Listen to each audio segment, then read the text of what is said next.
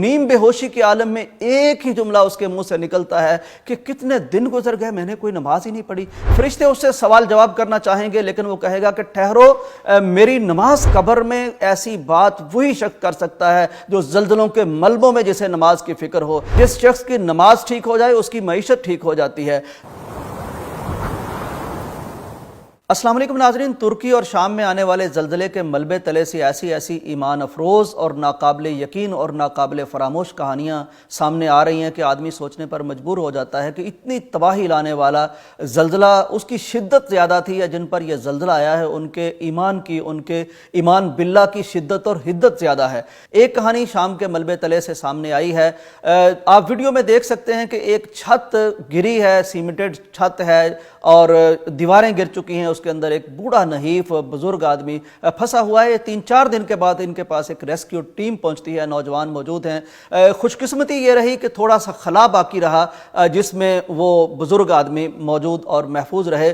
नौजवानों पर मुश्तमिल ये रेस्क्यू टीम जो ही उस बुजुर्ग आदमी के पास पहुंचती है तो उनको उनकी कैफियत का अंदाजा होता है। वो कहते हैं चाचा जान आपको हम कंबल ला दें, क्योंकि आपको मालूम है कि जहां जहां जल्जला आया है वहां तुर्की में भी और शाम में भी शदीद बर्फबारी का मौसम है, ठिठुरते हुए मौसम है और दोहरी बेचारों को अजियत और मुशक्कत का सामना है।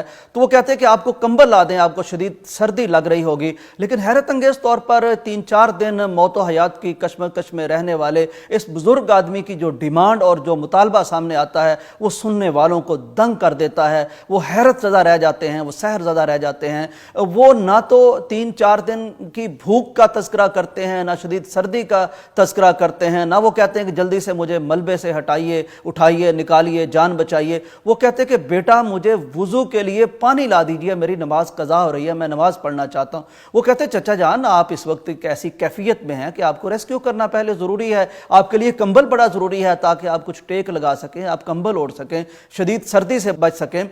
वो कहते हैं लेकिन प्यारे बेटे मेरी दरख्वास्त ये है कि मैं आपसे वुजू के लिए पानी मांग रहा हूँ, मैं नमाज पढ़ना चाहता हूँ। फिर वो ये सवाल करते हैं कि क्या मेरी जिस्मानी कैफियत इस तरह की है कि मैं नमाज अदा कर सकता हूं? वो कहते हैं अल्हम्दुलिल्लाह आप ठीक हैं, बिल्कुल नमाज अदा कर सकते हैं। वो कहते हैं कि मैं प्रॉपरली भरपूर एक सही तरीके से नमाज अदा करना चाहता हूं।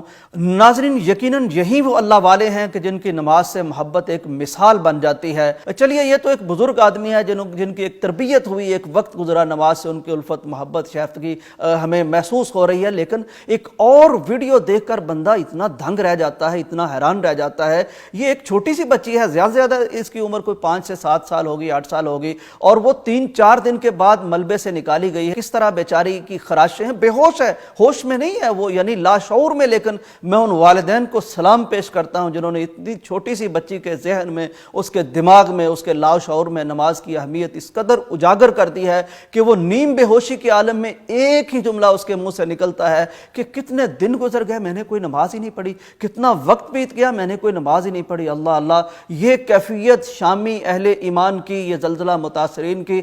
मैं सोचता हूँ कि एक हम हैं जिनको मुसलमान होने का दावा है लेकिन सर दर्द हो जाए तो हमारी नमाज लेट हो जाती है, थोड़ी सी मसला बन जाए हमारे बच्चे नमाज नहीं पढ़ते।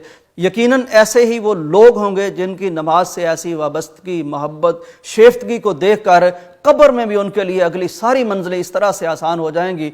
हदीस शरीफ में आता है, प्यारे पैगंबर सल्लल्लाहु अलैहि वसल्लम का इरशाद गिरामी है कि जब एक नेक शख्स कब्र में मौजूद होगा और वो शख्स कब्र में उठेगा, उसे उठाया जाएगा, वो अपनी आंखें मलेगा, थोड़ा सा गिरदो पेश का जायजा लेने की कोशिश करेगा तो सामने जो मंजर उसे नजर आएगा वो सूरज के डूबने से जरा पहले का होगा। फरिश्ते उससे सवाल जवाब करना चाहेंगे लेकिन वो कहेगा कि ठहरो, मेरी नमाज कज़ा हुई जाती है, मेरी नमाज का वक्त जाता है। कब्र में ऐसी बात वही शख्स कर सकता है जो जल्जलों के मलबों में जिसे नमाज की फिक्र हो, जिसने अपनी औलाद, छोटे छोटे 6 साल बच्चों को यह सिखाया हो कि 4 दिन के बाद भी अगर तुम्हें लाशऊरी कैफियत में भी कुछ बोलना पड़े तो तुमने ना ब्रेड मांगनी है, ना बटर मांगना है, ना मिल्क मांगना है, ना कुछ और मांगना है, तुम्हें नमाज की फिक्र होनी चाहिए। नाज़रीन कुरान मजीद में रब्बे कायनात ने प्यारे पैगंबर सल्लल्लाहु अलैहि वसल्लम को एक हुक्म दिया है और दरअसल नबी सल्लल्लाहु अलैहि वसल्लम के जरिए से वो हुक्म हमारे लिए भी है। फरमाया है वअमुर अहलका बिस्सलाति वस्तबिर अलैहा ला नसअलुका रिज़्क़न नहनु नरज़ुकुक वल आकिबतु लित्तक़वा। ये बहुत खूबसूरत कम्बिनेशन इस आयत में प्यारे पैगंबर के जरिए से अल्लाह ताला ने हमें बताया है। फरमाया है कि ए पैगंबर خود بھی نماز کی پابندی کیجئے، اپنے اہل خانہ کو بھی اسی کا حکم دیجئے کہ وہ نماز کی پابندی کریں۔ اور رزق ہم آپ سے طلب نہیں کرتے، بلکہ رزق تو ہم آپ کو دیتے ہیں۔ مجھے تو طالب علمانہ طور پر اس حدیث مبارکہ سے یہ بات سمجھ آتی ہے کہ جس شخص کی نماز ٹھیک ہو جائے اس کی معیشت ٹھیک ہو جاتی ہے، جس شخص کی نماز ٹھیک ہو جائے اس کی زندگی سے بے چینی چلی جاتی ہے، جس شخص کی نماز ٹھیک ہو جائے اس کی قبر کے سوال و جواب سے اسے آزادی اور نجات مل جاتی ہے، جس شخص کی نماز ٹھیک ہو جائے آخرت میں اس کو کامیابی مل جاتی ہے، اور جس شخص کی نماز ٹھیک ہو جائے آخرت تو بعد کی بات ہے، دنیا میں بھی میرا اللہ زلزلوں کے ملبوں سے انہیں اٹھا کر بتاتا ہے کہ کچھ لوگوں کے نزدیک اللہ کی بتائی ہوئی، پیارے پیغمبر کی بتائی ہوئی نماز کی اہمیت کس قدر ہے۔ دعا ہے کہ اللہ تعالی ہمیں ایسا ہی پکا اور سچا نمازی بنائے، اور ایسی نماز ہمیں عطا فرمائے جو ہمیں دین اور دنیا میں سرخرو کر دے، اور جو ہمیں یہاں بھی عزت اور معیشت عطا فرمائے اور آخرت میں بھی ہمیں کامیابی عطا فرمائے۔